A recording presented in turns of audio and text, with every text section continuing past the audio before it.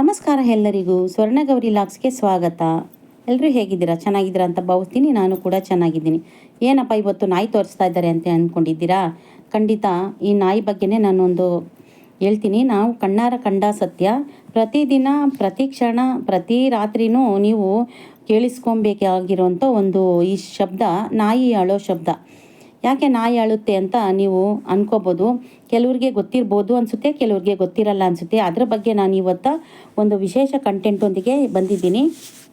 ದಯವಿಟ್ಟು ಈ ವಿಡಿಯೋ ನೋಡುವಾಗ ದಯವಿಟ್ಟು ಸಬ್ಸ್ಕ್ರೈಬ್ ಮಾಡ್ಕೊಳ್ಳಿ, ಹಾಗೂ ಬೆಲ್ ಬಟನ್ ಕ್ಲಿಕ್ ಮಾಡಿ ಆಲ್ ಆಪ್ಷನ್ಸ್ ಕೊಡಿ ಅಂತ ನಾನು ಈ ಕಥೆನ ಪ್ರಾರಂಭಿಸ್ತಾ ಇದ್ದೀನಿ.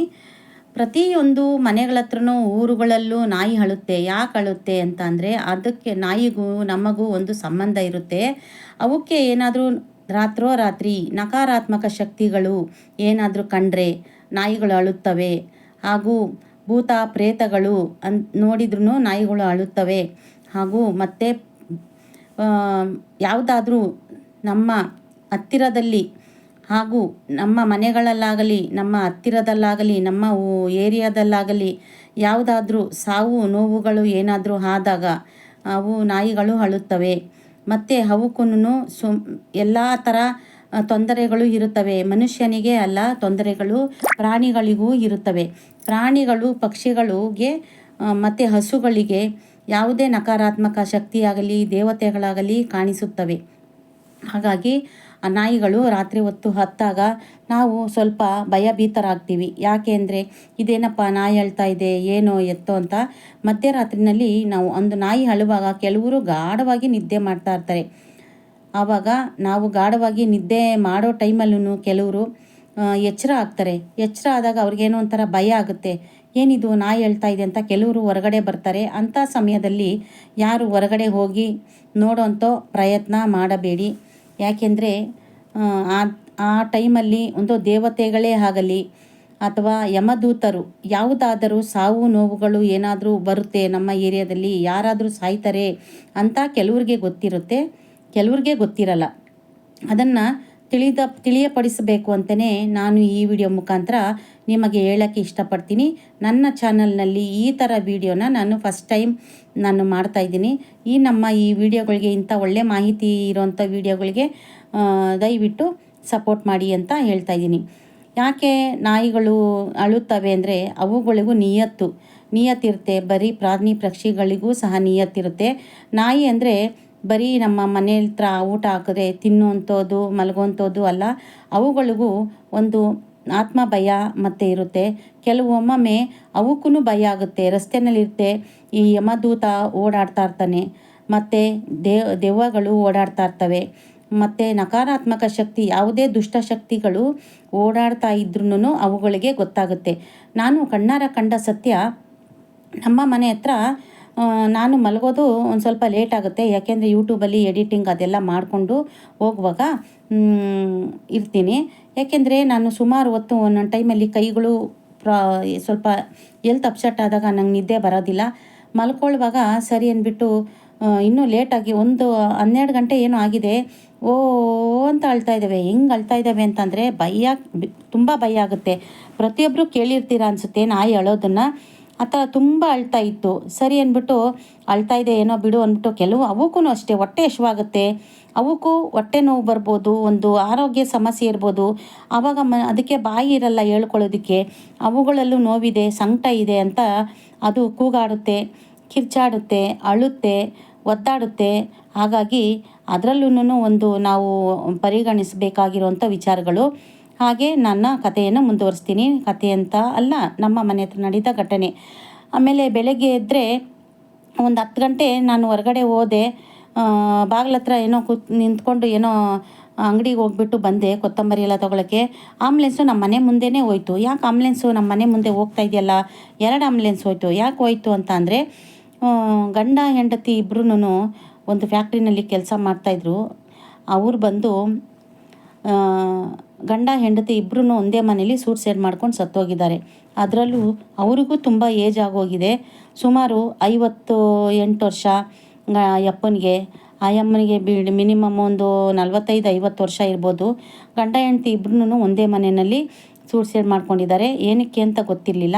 ಹಾಗಾಗಿ ನಾನು ಅಂದ್ಕೊಂಡೆ, ನೋಡು ನಿನ್ನೆ ನೈಟು ನಾಯಿ ಎಷ್ಟೊಂದು ಅಳ್ತಾ ಇತ್ತು, ಅದಕ್ಕೆ ಇರ್ಬೋದು ಅಳ್ತಾ ಇರೋದು ಅಂತ ಹೇಳ್ಬಿಟ್ಟು ನಾನು ಅಂದ್ಕೊಂಡೆ. ಯಾಕೆಂದರೆ ಕೆಲವರು ನಂಬಲ್ಲ, ಹೇಳಿದ್ರು ನಂಬಲ್ಲ, ಕೆಲವರು ಎಚ್ಚರವಾಗಿರ್ತಾರೆ, ಹೇಳೋದು ಇಲ್ಲ.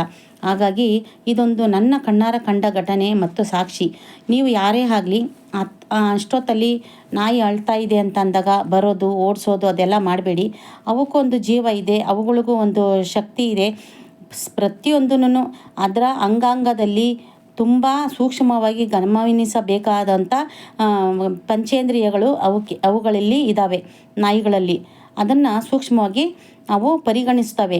ಯಮದೂತ ಬರ್ತಾ ಇರ್ತಾರೆ, ಇಲ್ಲ ದೇವತೆಗಳು ಬರ್ತಾ ಇದ್ದಾರೆ, ಅಮ್ಮ ತಾಯಿ ದೇವ್ರು ಬರ್ತಾ ಇದ್ರು, ಮನೆಗಳ ಹತ್ರ ದೇವಸ್ಥಾನ ಇದ್ರೂ ಸಹ ದೇವತೆಗಳು ಸಂಚರಣೆ ಮಾಡುವಾಗ ಅವುಗಳಿಗೆ ಗೊತ್ತಾಗುತ್ತೆ, ಆವಾಗ ಅಳ್ತವೆ.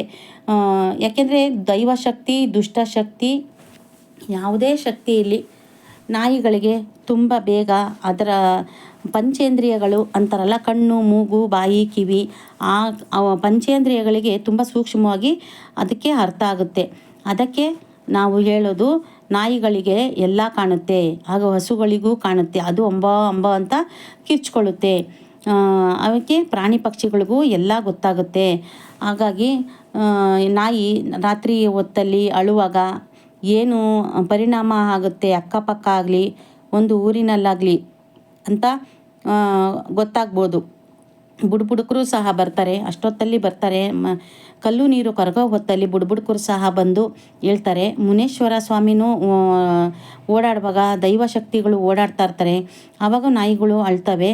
ಹಾಗಾಗಿ ಏನು ಭಯ ಪಡೋದು ಬೇಡ. ಅಂಥ ಟೈಮಲ್ಲಿ ಹೊರಗಡೆ ಹೋಗದೆ ಮನೆ ಒಳಗೆ ಇದ್ದರೆ ಒಳ್ಳೆಯದು.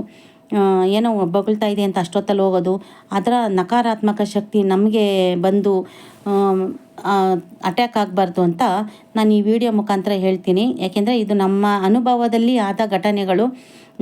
ಹಾಗಾಗಿ ನಾನು ಈ ವಿಡಿಯೋ ಮುಖಾಂತರ ನಿಮಗೆ ಹೇಳೋಕ್ಕೆ ಇಷ್ಟಪಡ್ತೀನಿ. ನಾಯಿ ಅನ್ನೋದು ಒಂದು ತುಂಬ ಒಳ್ಳೆ ಪ್ರಾಣಿ. ಆ ಪ್ರಾಣಿಯಲ್ಲಿ ಎಲ್ಲ ಥರ ನಾವು ಅದನ್ನಲ್ಲಿ ನಾವು ಕಾಣಬಹುದು. ಪ್ರೀತಿ, ವಿಶ್ವಾಸ, ನಂಬಿಕೆ, ನೀಯತ್ತು ಅನ್ನೋದು ಪ್ರಾಣಿಯಲ್ಲಿದೆ. ಹಾಗಾಗಿ ನೋಡು, ರಸ್ತೆಯಲ್ಲಿ ಬರುವಾಗ ಅವುಗಳಿಗೂ ಗೊತ್ತಾಗುತ್ತೆ ಎಲ್ಲನೂ.